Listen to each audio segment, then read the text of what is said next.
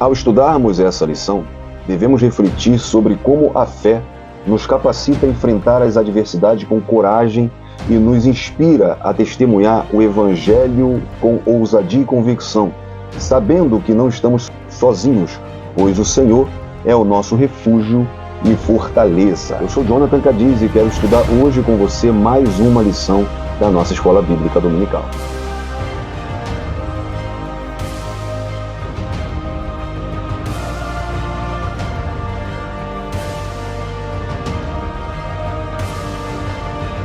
Meus irmãos em Cristo, a paz do Senhor, tudo bem com você? Espero que sim. Bom dia, boa tarde ou uma boa noite, a depender do horário que você está aqui com a gente no canal assistindo esse vídeo, que é um vídeo muito importante, é o vídeo da nossa pré-aula da Escola Bíblica Dominical, desse terceiro trimestre da classe dos adultos da CPAD, em 2025, onde o tema é a Igreja em Jerusalém, doutrina, comunhão e fé, a base para o crescimento da Igreja em meio às perseguições.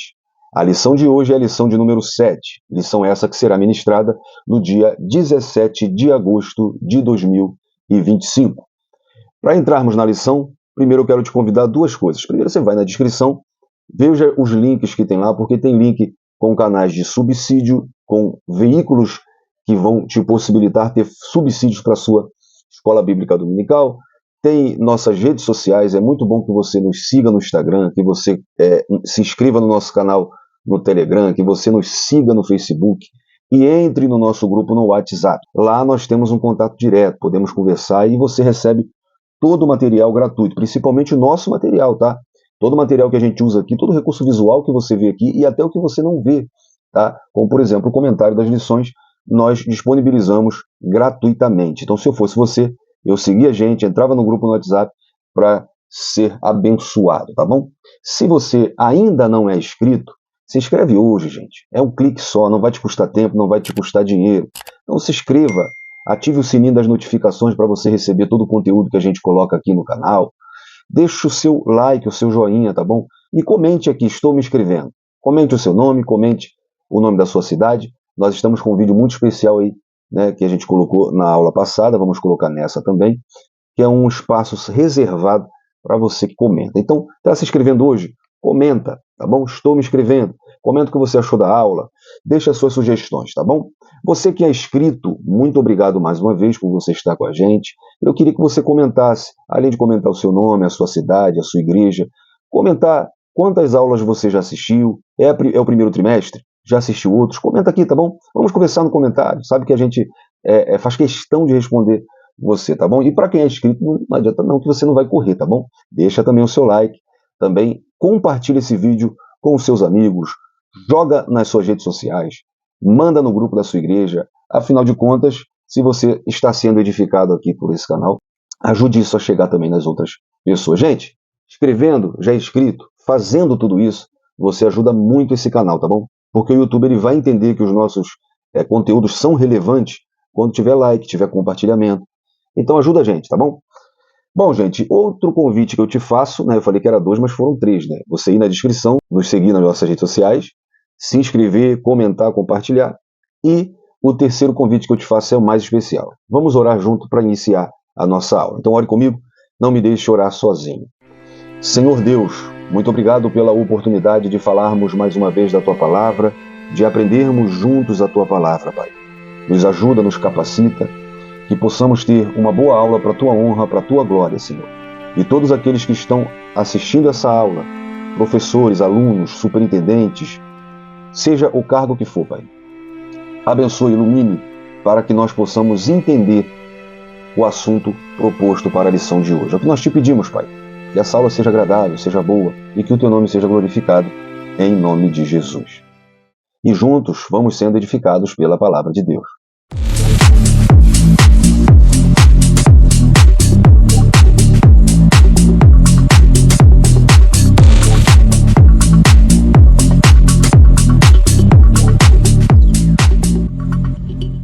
Bom, gente, hoje é a lição de número 7, pois é, já passamos da metade do trimestre. Temos 13 lições, já chegamos na lição 7, que tem como tema uma igreja que não teme a perseguição, O texto áureo está em Atos dos Apóstolos, capítulo 5, versículo 29. Porém, respondendo Pedro e os apóstolos, disseram: mais importa obedecer a Deus do que aos homens. A verdade prática diz que, em relação à verdadeira igreja cristã, há duas verdades inegáveis. A primeira, a igreja será perseguida. E a segunda, Deus a protegerá. Isso é forte, né? A perseguição é prometida. O verbo díoco, para perseguição, aparece com força nas palavras de Jesus, lá em João 15:20. Se a mim me perseguiram, também a vós vos perseguirão. E Paulo confirma em 2 Timóteo 3:12. Todos os que querem viver piedosamente serão perseguidos. A perseguição é parte da agenda cristã. E quais são os motivos, a motivação, né, dos perseguidores? A perseguição vem da rejeição à luz, à verdade e ao evangelho. Jesus afirma: o mundo vos odeia, porque dele não sois. João 15:19. Os perseguidores são movidos por inveja, medo, ideologia ou religiosidade morta. Atos 5 e Mateus 23. As formas da perseguição. A perseguição pode ser física, como prisões, morte. Pode ser social, como cancelamento, marginalização.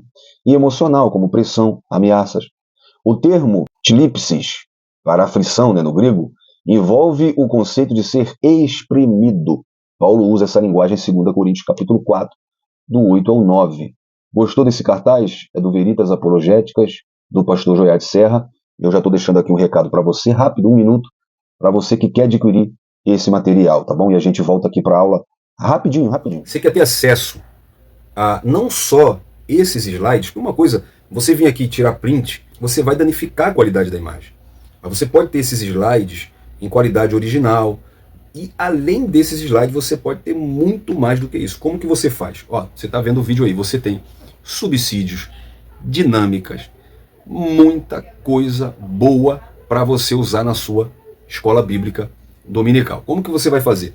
Você vai na descrição desse vídeo e lá tem um link para você se tornar assinante da plataforma da EBD Mais Subsídios, do pastor Joiade Serra.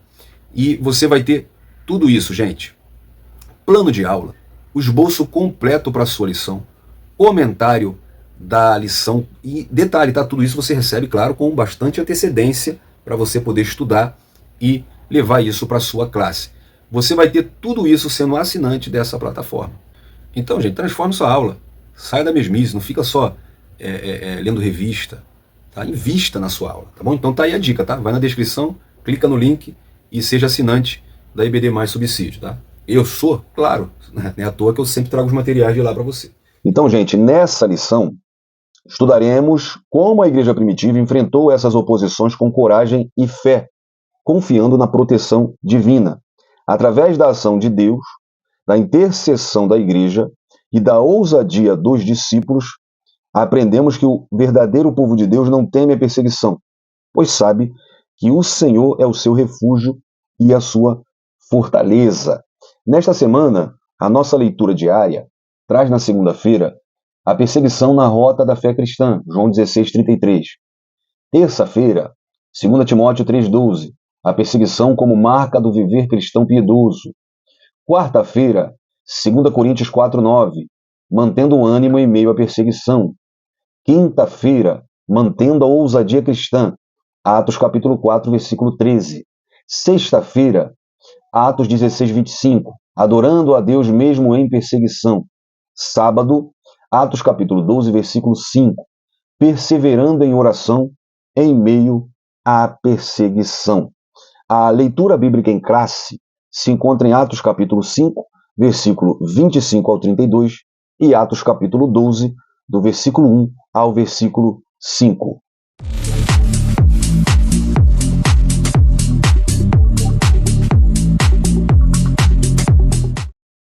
Atos capítulo 5. E chegando anunciou-lhes dizendo: Eis que os homens que encerrastes na prisão estão em pé no templo e ensinam o povo. Então foi o capitão com os servidores e os trouxeram, não com violência, porque temiam ser apedrejados pelo povo. E trazendo-os, os apresentaram ao conselho. E o sumo sacerdote os interrogou, dizendo: Não vos admoestamos nós expressamente que não ensinasseis nesse nome? E eis que enchestes Jerusalém dessa vossa doutrina, e quereis lançar sobre nós o sangue desse homem. Porém, respondendo Pedro e os apóstolos, disseram: Mais importa obedecer a Deus do que aos homens. O Deus de nossos pais ressuscitou a Jesus, a quem vós matastes, suspendendo-o no madeiro. Deus, com a sua destra, o elevou a príncipe e salvador, para dar a Israel o arrependimento e a remissão dos pecados. E nós somos testemunhas acerca dessas palavras, nós e também o Espírito Santo, que Deus deu àqueles que lhe obedecem. Atos capítulo 12. E por aquele mesmo tempo, o rei Herodes estendeu as mãos sobre alguns da igreja para os maltratar, e matou à espada Tiago, irmão de João. E vendo que isso agradara aos judeus, continuou mandando prender também a Pedro. E eram os dias dos ázimos. E, havendo-o prendido, o encerrou na prisão, entregando-o a 4 quaternos de soldados para que o guardassem, querendo apresentá-lo ao povo depois da Páscoa. Pedro, pois, era guardado na prisão, mas a igreja fazia contínua oração por ele a Deus. Então, gente, essa primeira parte da leitura bíblica em classe, de Atos 5, né, acontece depois do que estudamos na lição passada, do fato ocorrido com Ananias e Safira. Então nós temos que entender que houve um problema dentro da igreja, foi resolvido, houve um juízo divino, e o resultado foi temor. Toda a igreja passou a temer mais a Deus, e não só a igreja, mas fora da igreja também.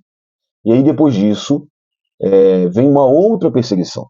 Nós vimos uma perseguição no capítulo 4, onde os apóstolos foram presos por curar um homem coxo na porta do templo.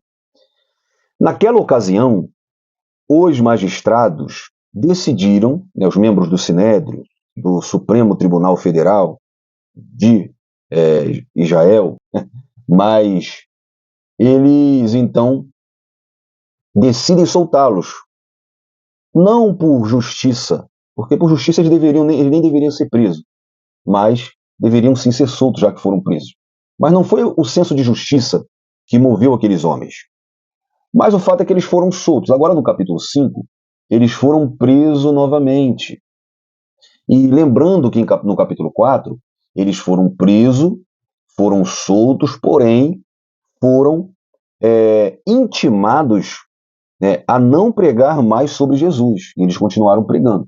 Então, agora eles são presos, o capitão do templo levou eles para o templo, ainda temendo o povo, não foi tão violento. Mas o fato é que eles fizeram uma pergunta. Nós expressamente admoestamos a vocês que não ensinassem nesse nome. Vocês estão enchendo Jerusalém dessa doutrina e querem lançar sobre vós o sangue desse homem. Aí Pedro dá a mesma resposta do capítulo 4. Mais importa obedecer a Deus do que a homens. E Pedro, mesmo com o que o sumo sacerdote fala, vocês estão querendo jogar sobre nós o sangue desse homem. Pedro continua pregando a mesma coisa. Vocês mataram ele, suspenderam ele no madeiro, mas Deus, a sua destra, o elevou. E nós temos que testemunhar isso. Então, nessa ocasião aqui, eles não vão mandar soltar, eles vão prender eles, mas um anjo do Senhor vai lá, enviado por Deus, para soltar os apóstolos. Isso é o capítulo 5. Então é uma perseguição religiosa. O capitão do templo, a mando do sacerdote, prendeu eles e levou-os para o templo. E eles foram presos pelo sumo sacerdote. Então foi um complô pelo sumo sacerdote, pelos saduceus, os anciãos e o capitão do templo que seguia a ordem direta e prendeu eles. Então é uma perseguição religiosa. Já no capítulo 12, nós vemos que eles foram presos pelo rei Herodes. E a perseguição vai aumentando, gente. No capítulo 4, eles são presos e eles mesmos, vou repetir, eles mesmos mandaram soltar. Quem prendeu, soltou. No capítulo 5, não tinham a intenção de soltar até o presente momento e Deus envia um anjo. No capítulo 12, o próprio rei Herodes manda prender e matou um deles. Tiago, irmão de João, foi morto por Herodes. E o povo começou a se agradar disso. Então Herodes, vendo que agradou o povo, mantém Pedro preso. Era um dia de festa. Pedro está guardado por soldados, tá? E a igreja está orando incessantemente por Pedro. Deus envia um outro anjo, ou mesmo anjo, né? Mas outra vez Deus envia um anjo, para soltar Pedro da prisão. Sabe o que me chama a atenção? Atos capítulo 5, como eu disse, é uma prisão de caráter religioso. Atos 12 já é político. Então aqui a gente vê a perseguição em duas esferas, como a gente vai estudar. A esfera religiosa e a esfera política. O que me chama a atenção é que a opressão, a perseguição vai aumentando, mas a proteção de Deus também aumenta. Na primeira vez, eles soltam. Na segunda, Deus envia um anjo. Na terceira, o anjo vai lá no meio dos soldados, tira Pedro de lá, o portão se abre sozinho e Pedro volta a pregar o evangelho. Então, da mesma maneira que a perseguição aumenta, a proteção divina também aumenta. Então, vamos ver o nosso mapa mental dessa lição 7, que está distribuída desta maneira, como você já está vendo aí na sua tela. A palavra-chave é perseguição. Já falamos um pouquinho dela no grego, mas vou fazer um paralelo aqui. No hebraico, radar, que é perseguir, é correr atrás, com o objetivo de capturar ou destruir. Exemplo, Lamentações 3:52. Correram atrás de mim como de um passarinho os que sem causa me são inimigos. No grego é o díoco, que é perseguir, hostilizar, caçar, pressionar. É usado tanto para perseguição literal, Atos 8:1, quanto para perseguição espiritual ou moral, Romanos 12:14 e Gálatas 4:29. Na história bíblica, a perseguição age como ferramenta de depuração espiritual. O vocábulo radaf, no hebraico, aparece com frequência em contextos onde o justo é oprimido por sua obediência, como, por exemplo, Salmo 119, no verso 157. A perseguição separa o falso do verdadeiro, o emocional do convicto. É por isso que, na história da igreja, tanto na Bíblia quanto na história em si, conforme nós vamos ver nessa lição, a perseguição só ajudou a igreja a crescer. A fé, ela foi refinada. A tribulação, Paulo já disse, produz paciência. Então, essa lição ela tem 3 objetivos. O primeiro, professor, é você explicar os motivos e as esferas da perseguição enfrentada pela igreja primitiva. O segundo é demonstrar como Deus protegeu sua igreja através de livramentos e da intercessão.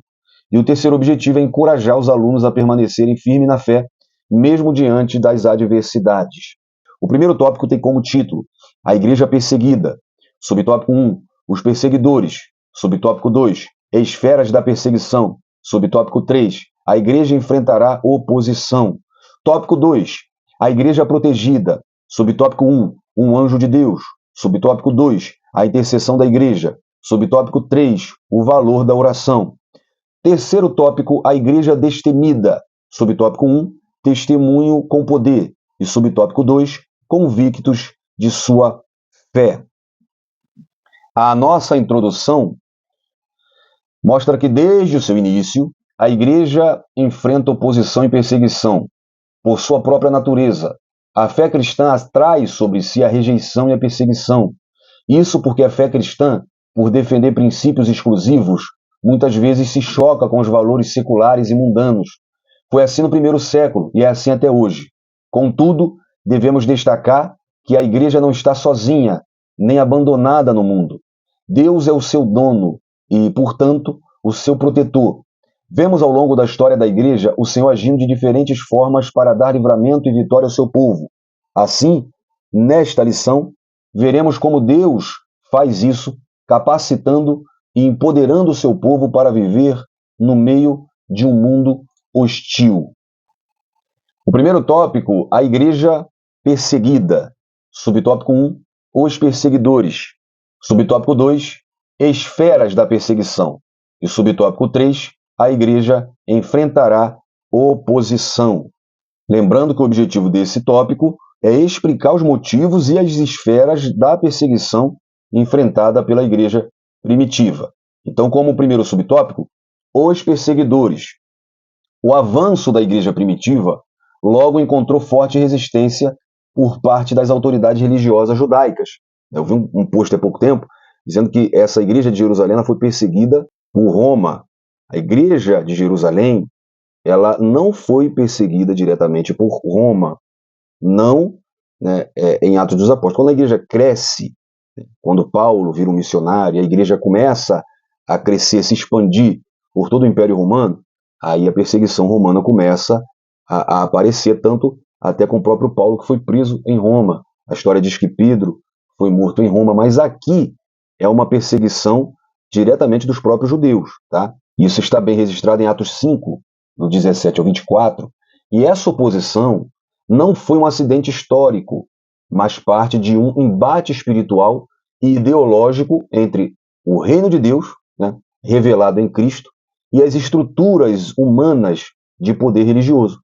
Os saduceus, como destacado em Atos, eram o grupo mais poderoso politicamente entre os judeus. Eles eram aliados ao sistema sacerdotal e alinhados também com Roma. Eles se opunham à doutrina da ressurreição, né, e justamente o cerne da pregação apostólica. Desde Atos 2, nós vemos Pedro pregando com ousadia sobre a ressurreição. E os saduceus não acreditavam nisso. Então, sua oposição à igreja não era apenas teológica, mas era também política. O crescimento do cristianismo ameaçava sua influência sobre o povo e o seu relacionamento com o Império Romano. Já os sacerdotes, né, que era responsável pelo culto no templo, eles se sentiam desafiados pela nova comunidade de fé, que não dependia mais dos rituais levíticos, mas proclamava o nome de Jesus como o único mediador entre Deus e os homens. Basicamente, a mensagem é: não precisa mais de sacerdote. A gente vê Pedro falando: vós sois, né, sacerdócio santo. Então, essa mensagem colocava em xeque toda a estrutura religiosa construída ao redor do templo e da lei. A gente vê quando Jesus vira a mesa, expulsa os cambistas, como que era uma estrutura, né, corrompida, né, corrupta, mas bem estruturada, que foi um sistema montado durante muito tempo que a igreja estava desmontando. Então isso causa, né, um impacto também nos sacerdotes, né? Os anciãos, que a gente vê, tá, a revista está citando esse grupo aqui, eu vou te mostrar melhor quem é cada um deles. Os anciãos, embora não diretamente sacerdotes, tinham um papel importante no Sinédrio e representavam a elite conservadora da sociedade judaica. Eles viam na igreja um movimento subversivo que ameaçava a estabilidade social e religiosa do judaísmo tradicional. E, por fim, nós vemos também em Atos 5, o personagem que é o capitão do templo, que aparece como uma figura de autoridade funcional, encarregado da ordem, né, dentro do espaço sagrado, mas também envolvido na repressão à igreja. A atuação do capitão do templo revela que a perseguição não era apenas teórica ou religiosa, mas se manifestava em ações concretas, como prisões, ameaças e açoites. O que vemos em Atos é que quando o evangelho avança, os poderes desse mundo se incomodam. Não apenas as autoridades políticas ou religiosas, mas todo o sistema que se sustenta sobre o controle humano se sente desafiado quando confrontado com a soberania de Cristo. A oposição à igreja não se tratava apenas de divergências doutrinárias, mas de uma resistência espiritual à luz que expunha as trevas. João 3,19 e 20. Assim como Jesus foi perseguido pelos mesmos grupos. Em Lucas 20, 27, 44, por exemplo, seus discípulos agora enfrentam o mesmo tipo de oposição. E isso é um sinal claro que estão no caminho certo. A fidelidade ao evangelho quase sempre atrai a resistência do sistema desse mundo. Mas como nos mostram os apóstolos, né, Atos 5, 29, mais importa obedecer a Deus do que a homens. Então vejamos, tá? Esse foi o nosso comentário, tá? E esse aqui é os cartazes que nós produzimos. E todo esse material está à disposição gratuitamente. Por isso assista esse recado breve para você também ter acesso a esse material, tá bom? Esses são os slides da nossa aula, tá? Todo plano de aula que a gente faz, a gente disponibiliza gratuitamente nesses slides para você poder usar na sua aula, mapa mental, tá? Todos os banners que a gente faz com aplicações práticas aqui, ó, tá vendo? Para a sua aula, você pode ter acesso a tudo isso gratuitamente se você se inscrever no nosso canal no Telegram. Esse é o nosso comentário das lições da Escola Bíblica Dominical. Todo trabalhado, lembrando que não é repetição da revista não, tá? Mas você vai ter um acréscimo, tá? Você vai ter sempre mais informações sobre o assunto da lição. Então, olha, muito bem trabalhado, muito bem elaborado, para ajudar a sua aula. E perceba que são comentários vastos, não são poucos comentários não, mas bastante comentário de cada subtópico. Todos os subtópicos são comentados, além de ter curiosidades, tá vendo? Para você, mais curiosidade. Depois da conclusão, acabou? Não, tem mais coisa. Aqui é o projeto, né? Não deixa a vida morrer, mas tem um dicionário de palavras que talvez você ache difícil, como por exemplo, aqui eu usei uma palavra inóspito, ênfase, contínuo, martírio, e aqui eu estou explicando o que significa essa palavra. Então, esse é o nosso comentário bíblico de todas as lições da semana. Você pode adquirir todo esse comentário se inscrevendo no nosso canal no Telegram, porque toda segunda-feira nós já disponibilizamos todo esse material para a lição do domingo seguinte. Então você vai sempre receber esse material com uma semana de antecedência de forma gratuita. Aqui tem o nosso Pix, caso você queira colaborar para esse trabalho, tá bom? Então, gente, voltando aqui, os perseguidores da igreja em Atos 5.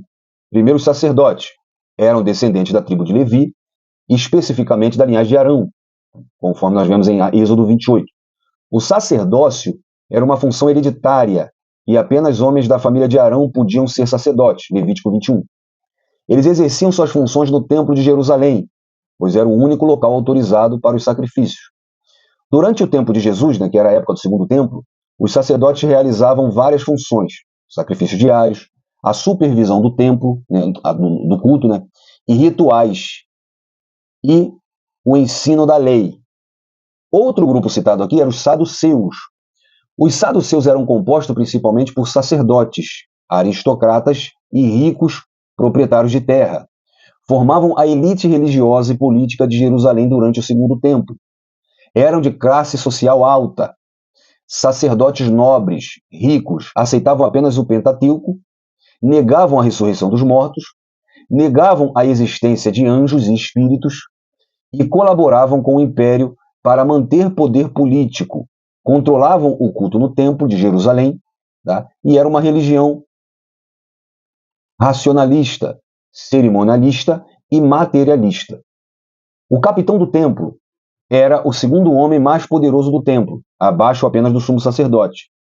Tinha a responsabilidade de manter a ordem e a segurança no recinto do templo de Jerusalém. Chefiava e guardava o templo. Chefiava a guarda do templo. O templo ele tinha uma guarda para manter a ordem no templo, formada por levitas, e ele supervisionava a movimentação de pessoas, a vigilância e a segurança do templo.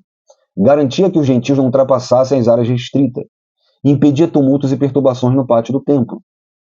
Tinha o poder de prender, interrogar e entregar pessoas às autoridades. Foi ele o responsável por prender Jesus, os apóstolos e em algumas ocasiões também. E os anciãos. E no judaísmo, ancião não era apenas uma questão de idade, mas de autoridade moral, sabedoria e experiência. Representavam o povo diante das autoridades, como Moisés ou depois os reis. Julgavam causas locais, aconselhavam os líderes principais, testemunhavam e validavam decisões oficiais e administravam a justiça nas portas das cidades. Então vejamos o subtópico 2, as esferas da perseguição. Então a narrativa de Atos dos Apóstolos revela que a perseguição contra a igreja não foi um ato isolado ou pontual, mas uma realidade sistemática que se manifestou em diferentes esferas da sociedade, tanto no campo religioso quanto no campo político. Em Atos 5, vemos que os próprios líderes religiosos judeus, movidos por inveja, prenderam os apóstolos. À medida que a igreja crescia com sinais, prodígios e conversões, em massa, desde Atos 2 até Atos 5, o antigo sistema religioso sentia-se ameaçado. O sucesso da igreja expunha a estagnação espiritual do judaísmo tradicional. O povo via nos cristãos uma vivacidade e autenticidade que contrastava com o formalismo frio dos fariseus e saduceus.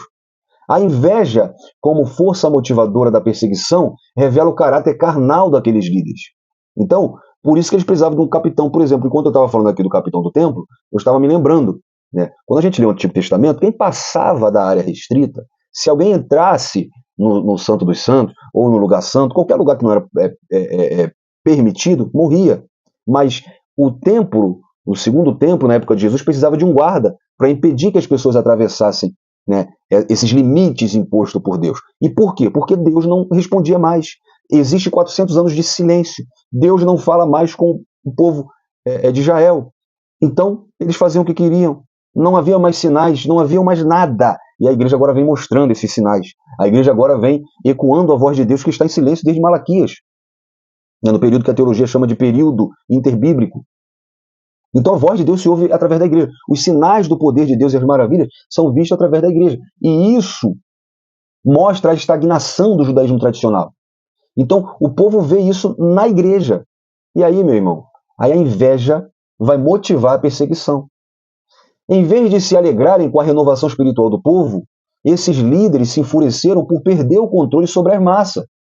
E isso cumpre o padrão já visto nos evangelhos, onde os líderes religiosos conspiravam contra Jesus por medo de perder a influência. Por diversas vezes, por exemplo, em João 11, do 48 ao 50. Então esse é o cenário em Atos 5. Já em Atos 12, a perseguição adquire um tom político. Herodes Agripa I, né, que era governante da Judéia, lembrando sempre, sob domínio romano, ele decide matar Tiago e prender Pedro. Não por uma convicção religiosa pessoal, mas para agradar os judeus e aumentar sua popularidade. Isso mostra que a perseguição à igreja foi também instrumentalizada politicamente, sendo usada como moeda de troca para ganhos pessoais. Pedro era um símbolo de liderança para a igreja. Ao prendê-lo, Herodes buscava desestabilizar o movimento cristão e demonstrar poder. Mas, ironicamente, quanto mais perseguiam, mais o evangelho avançava, revelando que a oposição humana nunca é capaz de frustrar os planos de Deus. Essa dinâmica permanece atual. Líderes religiosos e políticos ainda hoje resistem ao avanço do evangelho, quando ele confronta sistemas de poder, corrupção e religiosidade vazia. A Igreja de Cristo, quando autêntica, sempre será incômoda para estruturas dominadas pelo pecado. O comentário de Stanley Orton, onde ele diz que a oposição contra a igreja não vinha apenas de líderes religiosos, mas também do governo. Herodes Agripa usou a perseguição para consolidar apoio político, mostrando que a rejeição à fé cristã podia ser motivada tanto pela inveja religiosa quanto pelo oportunismo político. Mas Deus continuou a operar milagrosamente, mostrando que nenhum poder humano pode parar a missão da igreja. Então, a perseguição religiosa e política. Primeiro, a perseguição religiosa pelo sistema judaico. A mensagem do evangelho era vista pelos líderes religiosos como uma ameaça à lei, ao templo e à tradição. Os líderes do Sinédrio, fariseus, saduceus e anciãos, sentiram-se confrontados pela pregação de Jesus como Messias. Os resultados foram prisão e açoite dos apóstolos, em Atos 5. Martírio de Estevão, apedrejamento por blasfêmia, lá em Atos 7. Perseguição a Pedro e João, que foram advertidos a não pregar, em Atos 4. Expulsão dos cristãos das sinagogas. A perseguição política pelo Império Romano. Roma permitiu o judaísmo como religião legal, né? Religio licita, mas via o cristianismo como seita perigosa e ilegal. O culto ao imperador, né, a paz romana ou a pax romana, né, exigia lealdade política e religiosa ao Estado. Lembrando que, como eu disse no começo, a perseguição política pelo Império Romano ela vem depois, tá? Então, os resultados foram, pode ver, ó, Paulo e Silas presos em Filipos, começa em Atos 16. As nossas lições estão focadas até Atos capítulo 15. Tá? Paulo foi preso em Cesareia e depois em Roma, Atos 21, Atos 20, até o 28. A morte de Pedro e Paulo sob Nero, segundo a tradição. Na história da igreja, diversos martírios nos coliseus e arenas, né, cristãos foram queimados vivos, crucificados e dados às feras. E isso, posteriormente, nós vamos ver, né, no próximo cartaz que eu vou trazer, a perseguição da igreja na história. Porque o subtópico 3 traz como tema: a igreja enfrentará oposição. Então, a oposição à igreja é inevitável. Não é porque a igreja pratica o mal ou porque ela está no caminho errado, mas é porque o evangelho ele confronta as trevas com a luz da verdade. Eu estava vendo uma manifestação de feministas, né, todas pintadas com os seios à mostra, com frases horríveis, né, e diversas vezes citando a igreja. Um dos cartazes estava escrito assim: quem manda no meu corpo não é a igreja. O que a igreja tem a ver com isso? Porque a igreja confronta.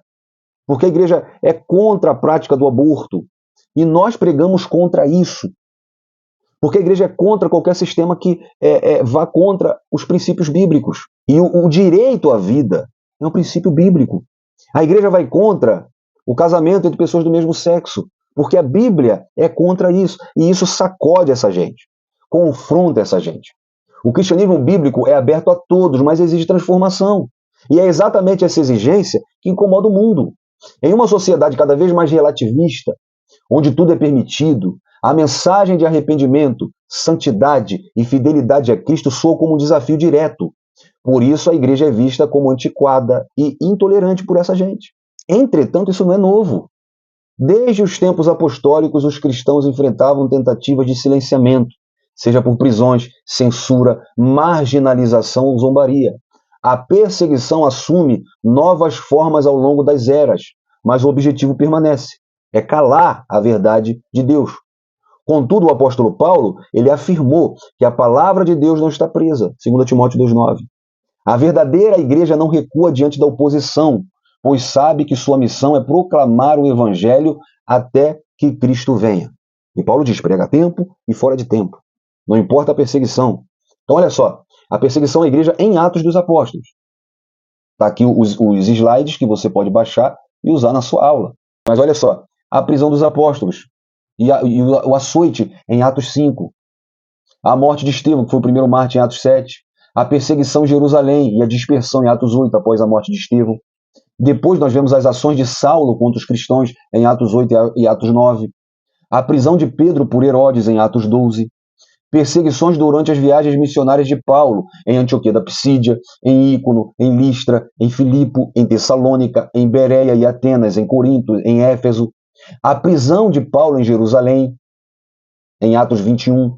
E a longa prisão de Paulo até Roma, que vai do capítulo 24 de Atos até o capítulo 28. Agora, a igreja também enfrentou perseguição. É claro que isso aqui que está narrado em Atos faz parte da história. Tanto que Atos é um livro histórico. Mas depois do fechamento do cânon e do crescimento da igreja, vejamos as perseguições à igreja na história. Na igreja primitiva, imperadores romanos perseguiram o cristão, como Nero. Nero acho que foi considerado como um dos piores, que acusou a igreja, os cristãos, de incendiar Roma. Foi quem, segundo a tradição, matou Pedro e matou Paulo. Domiciano, que matou muitos cristãos, inclusive foi quem prendeu João na ilha de Patmos. Trajano, o imperador Décio, o imperador Diocleciano e tantos outros. Tá? A igreja, os cristãos, eram lançados no Coliseu. Nero, quando acusa os cristãos de incendiar Roma, que ele mesmo incendiou em sua loucura, ele queima os cristãos nas ruas. A iluminação pública de Roma são crentes queimando. Perseguições na Idade Média e Moderna, se eu fosse você, eu lia sobre a história da igreja. A Inquisição, por exemplo. A igreja contra igreja. Foi perseguição da igreja católica. Não foi uma perseguição contra cristãos, mas promovida por instituições religiosas para combater heresias. Muitos verdadeiros cristãos dissidentes, por exemplo, os valdenses, os anabatistas, os reformadores, foram perseguidos pela igreja católica, a igreja institucional. Aí você tem que estudar a história da igreja para você entender como que a igreja virou a igreja católica. Como surgiu a igreja católica. Que eles reivindicam para si o título da igreja verdadeira. Então, a reforma protestante que veio no século XVI, reformadores como Martinho Lutero, João Hus, foram perseguidos por desafiar os dogmas da igreja romana. Protestantes foram mortos, exilados ou condenados por suas crenças bíblicas. As perseguições nos tempos modernos, no século XX e XXI, regimes totalitários como o nazismo, da Alemanha, a perseguição a judeus e cristãos resistentes, o comunismo na China, na Coreia do Norte, em Cuba, proibição de cultos, destruição de igreja, prisões e execuções a líderes cristãos, e as perseguições contemporâneas. Em países islâmicos radicais, a conversão ao cristianismo é crime punido com morte, como no Afeganistão, Arábia Saudita e Irã. Em países como Nigéria, Coreia do Norte e China, cristãos são torturados, presos ou mortos por sua fé. Então a perseguição, ela permanece, mas a proteção de Deus também permanece. E a igreja avança. A igreja continua pregando o evangelho, adorando a Deus em espírito e em verdade, e crescendo, chegando em todo mundo. E o resumo desse nosso primeiro tópico é que a igreja primitiva enfrentou perseguição e oposição, tanto na esfera religiosa quanto na esfera política. O tópico 2 tem como título A Igreja Protegida. Subtópico 1, um anjo de Deus. Subtópico 2, a intercessão da igreja. E subtópico 3, o valor da oração. Subtópico 1, um anjo de Deus. Então, em meio à oposição e às prisões, Deus demonstra que nenhuma barreira humana pode conter o seu propósito. Em Atos 5,19, Lucas nos mostra que enquanto os apóstolos estavam presos, um anjo do Senhor veio e os libertou, reafirmando que o céu está engajado na missão da igreja na terra. Isso foi um confronto com os saduceus, que não criam em anjos. A presença do anjo revela que Deus não apenas permite a perseguição, mas também manifesta o seu poder em meio a ela. Esse episódio lembra ao povo de Deus que mesmo quando tudo parece fechado e limitado, o agir divino rompe as cadeias. A igreja ainda hoje pode confiar que o Senhor continua enviando seus mensageiros visíveis e invisíveis para proteger, para livrar, para fortalecer os que servem a Deus com fidelidade. A perseguição pode ser real, mas a proteção e a intervenção de Deus são ainda mais reais. Ainda num comentário de Stanley Orton, a libertação dos apóstolos por um anjo demonstra que Deus continua agindo com poder sobrenatural para proteger e garantir o avanço do Evangelho. Os anjos são servos de Deus enviados para ministrar em favor dos que hão de herdar a salvação, conforme Hebreus capítulo 1, versículo 14. E aqui vemos claramente essa atuação. Nenhuma prisão é capaz de impedir o cumprimento da missão de Deus. Já o teólogo John Stott diz que a intervenção do anjo é uma evidência clara de que Deus está no controle, mesmo quando seus servos estão sendo perseguidos. Lucas não hesita em registrar o aspecto sobrenatural da libertação, mostrando que o ministério apostólico era sustentado pelo recurso divino e não apenas humanos. Então vejamos aqui em Atos, os anjos no livro de Atos. O anjo fala aos discípulos em Atos 1, 10 e 11. Um anjo liberta os apóstolos da prisão em Atos 5, 19. Um anjo aparece a Filipe em Atos 8, 26. Um anjo visita Cornélio em Atos 10, do 3 ao 6. Um anjo fala com Pedro, também em Atos 10, do 13 ao 20. Um anjo liberta Pedro da prisão em Atos 12, 7 ao 11. E em Atos 12, 23, um anjo fere Herodes. Um anjo conforta Paulo na tempestade, em Atos 27, 23. Nos evangelhos, um anjo anunciou o nascimento de Jesus. Um anjo esteve com Jesus lá no deserto quando ele foi tentado. Um anjo esteve com Jesus lá no Getsêmani. Então, os anjos são sempre notórios também no Novo Testamento. E Deus ainda envia anjos? Hebreus 13, 2 diz que sim. Muitos os hospedam sem saber. Deus ainda guarda, liberta e guia, e às vezes ele usa anjo para isso. A Bíblia diz, como eu disse, que eles estão a serviço daqueles que vão herdar a salvação. Hebreus capítulo 1, versículo 14. Sem exageros, tá? Porque até hoje tem assembleano dizendo, não, porque o marido não dormia nu perto da esposa, não, porque o anjo visita à noite. Há pouco tempo, século 21, eu ouvi uma irmã na porta da igreja dizendo o seguinte: igrejinha de interior, igreja pequena, Assembleia de Deus. Se chegar atrasado, o anjo volta com a bênção. Então Paulo, ele também combate culto a anjos. Vamos sem exagero, tá? Para com esse negócio também de idolatrar anjo. Então, o subtópico 2, a intercessão da igreja. Então, o relato de Atos 12, 5 revela uma verdade profunda e prática. A igreja fazia contínua oração por Pedro. E detalhe, mesmo depois da morte de Tiago, a igreja persistiu orando. Então, a oração da igreja é uma arma poderosa em tempos de crise. Enquanto Pedro estava preso, aqui foi quase aquele trava-língua, né? Que a gente fala, o peito do pé do Pedro é preto. Então, enquanto Pedro estava preso, a comunidade cristã não ficou paralisada pelo meio ou resignada ao destino, mas se engajou na oração contínua e fervorosa. Isso nos mostra que, embora Deus seja soberano, ele escolhe agir em resposta à oração do seu povo. Cadê a igreja, gente? Olha o que está acontecendo no nosso país. As pessoas estão sendo censuradas, presas, pelo que pensa, pelo que fala, se vai contra ao atual governo. Temos aí, isso aqui não é canal político, pelo amor de Deus, mas aqui a gente está falando de uma ocasião em que os políticos perseguem e a igreja ora. E cadê a gente? Tudo bem, tem manifestação, vai para a rua, mas a oração, gente. Vamos lembrar disso, tá? Então, a menção de Tiago sendo morto por Herodes, no versículo 2, lembrando, Atos 12, tá? Sem qualquer intervenção sobrenatural registrada, e logo depois Pedro sendo miraculosamente libertado por um anjo no versículo 7, levanta uma questão comum. Por que Deus permitiu a morte de um e salvou outro? Seus alunos podem fazer essa pergunta. A minha resposta é que eu não tenho a resposta. É a soberania divina. Tá? Agora, o texto dá a entender que a oração da igreja desempenhou um papel fundamental no livramento de Pedro. Então eu posso dizer que Pedro poderia ser morto também. Mas a oração da igreja fez Deus intervir. É possível que a morte de Tiago tenha despertado a igreja para a questão urgente da intercessão. Lucas, ao destacar que a igreja fazia contínua oração, ele não está apenas relatando um detalhe histórico, mas enfatizando a importância da oração corporativa e perseverante. O milagre que se segue, que foi a libertação de Pedro, é uma resposta divina que valida a prática da oração perseverante e confiante. Esse episódio reforça o ensino de que Deus responde às orações, ainda que nem sempre de maneira ou no tempo que esperamos. A oração da igreja não manipula Deus, mas alinha a comunidade ao seu propósito e abre espaço para o agir sobrenatural. Subtópico 3.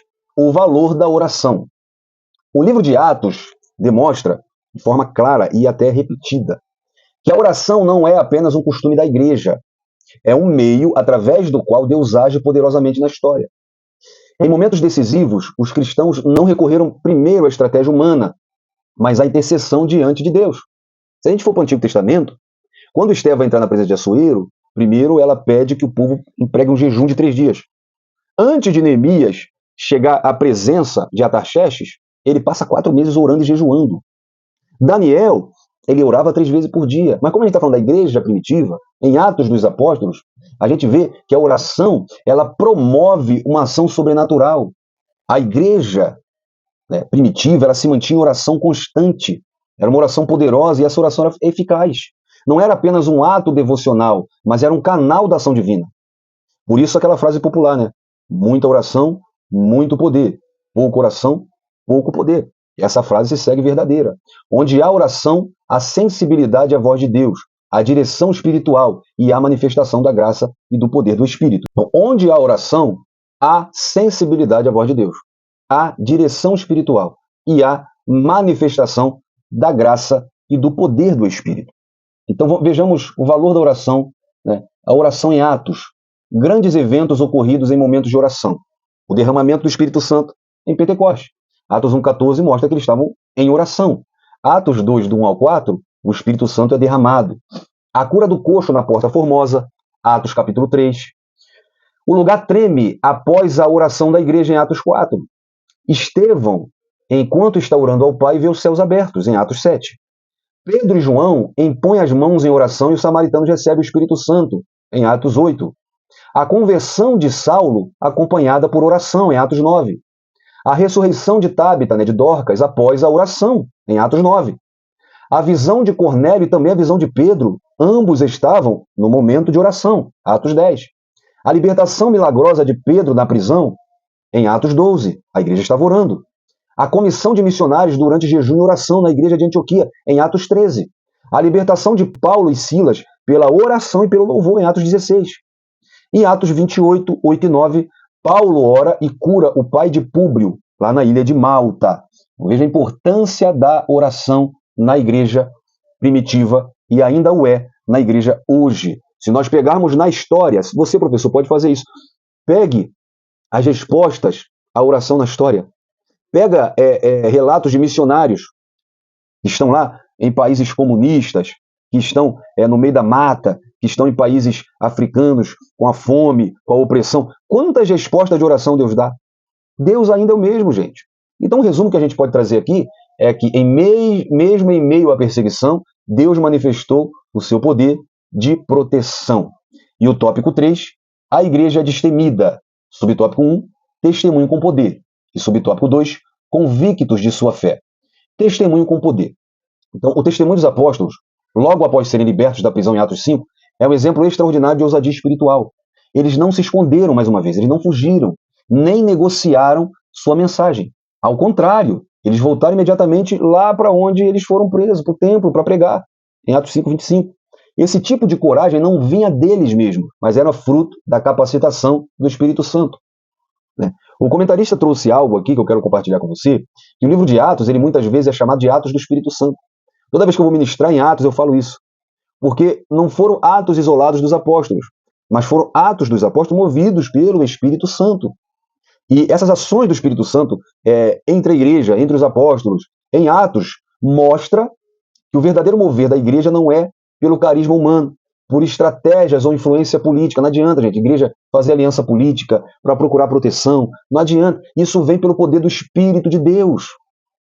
Ele disse, vocês receberão poder, não é porque Roma vai decretar que vocês vão ser religião oficial, mas é pelo poder do Espírito Santo que há de vir sobre vós.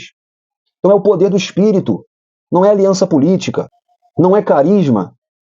Não, é o poder do Espírito Santo. O poder do Espírito Santo, mesmo quando ele não é diretamente citado em Atos, nós vemos a ação dele, inspirando, fortalecendo, guiando, dando poder. Sem o Espírito Santo, a igreja não tem poder. O Espírito Santo é o combustível que move a igreja.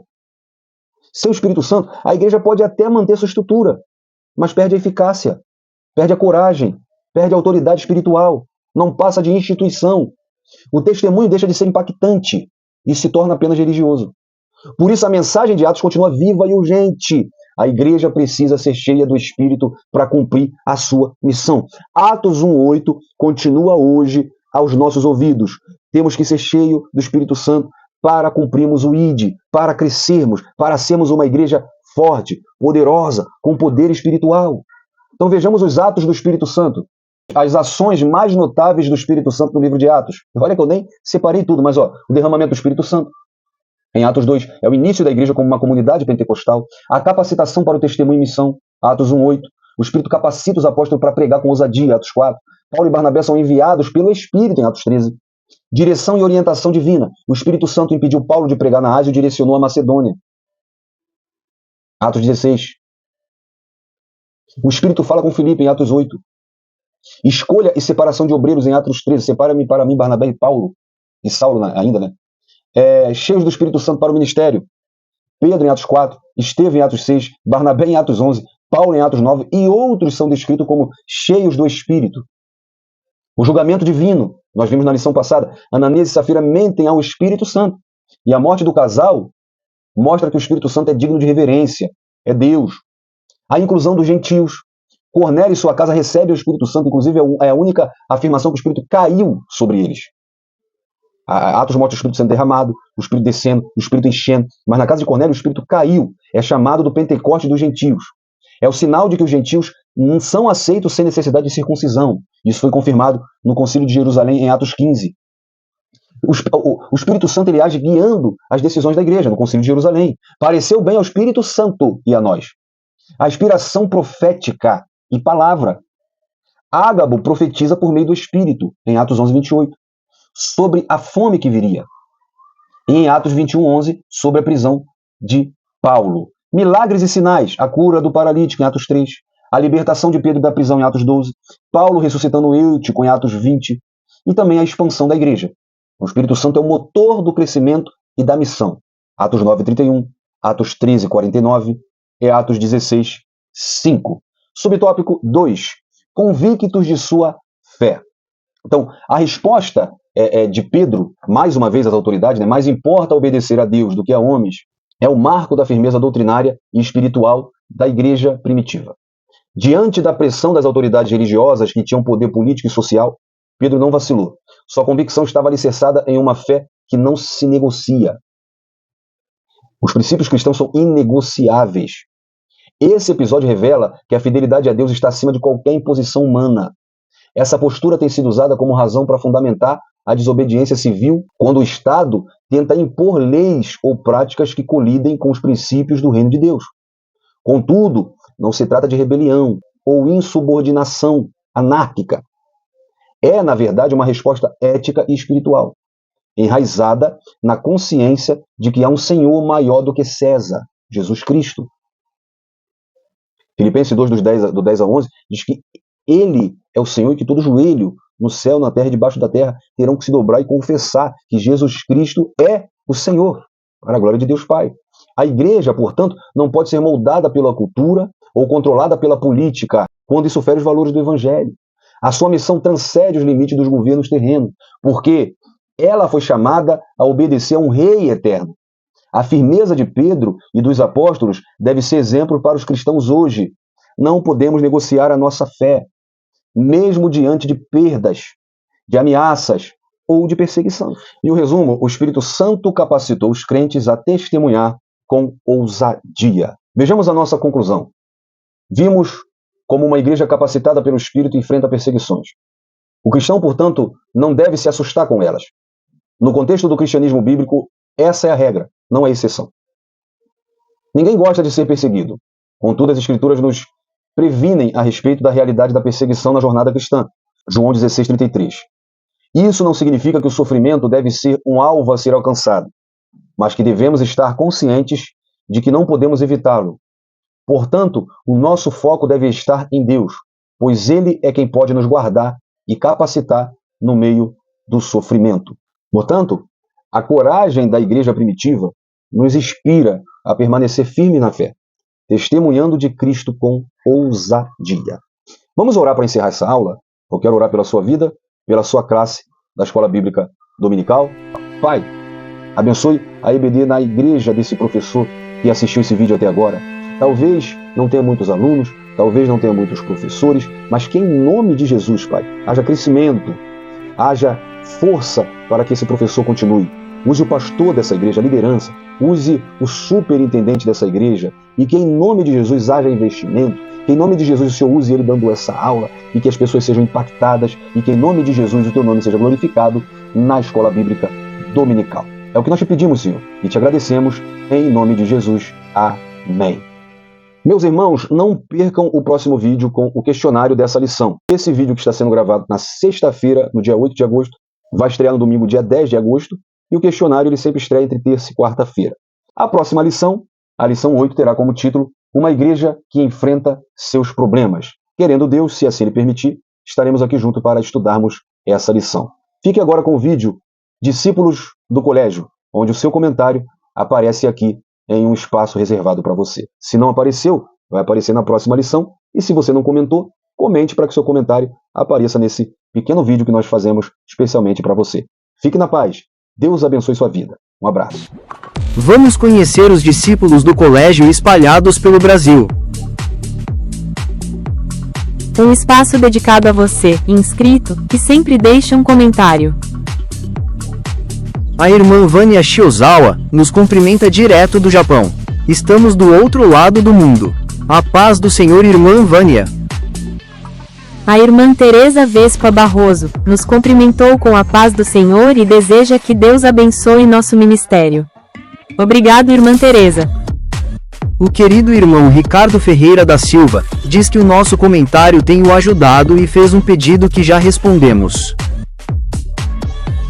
O irmão Joel Algodoal comentou que a lição foi muito boa para o conhecimento e crescimento ministerial e pede ao Senhor que Ele venha capacitar pastores e obreiros. Ele também comentou que é de Curuçá, no Pará, e é evangelista na Assembleia de Deus Missões. E a irmã Elizabeth Neto, da Inglaterra, comentou agradecendo a Deus pela lição. Deus abençoe irmã Elizabeth. Deixe seu comentário. E nós iremos mostrá-lo nesse espaço. Tchau. Até a próxima.